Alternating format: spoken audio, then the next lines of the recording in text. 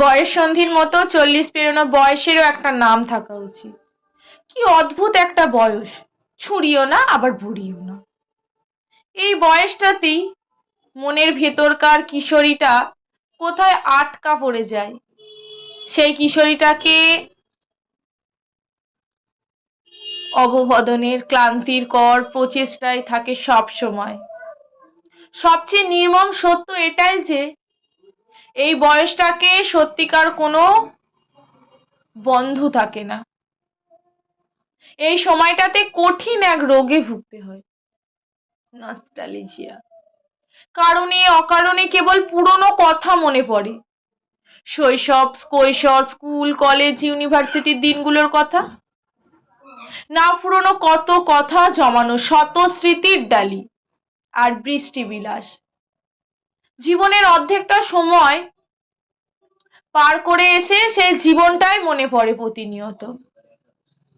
মাঝে মাঝেই খুব একা থাকতে চাওয়া মনটা সীমিত অধিকার বোধে এসে ঠেকে যায়।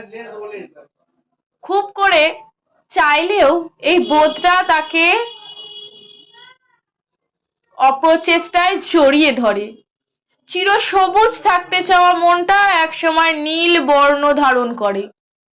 রোজকার অভ্যাসে যেমন ভুল করে অন্য জোড়ার জুতো পায়ে গলাতে বুঝতে পারা যায়,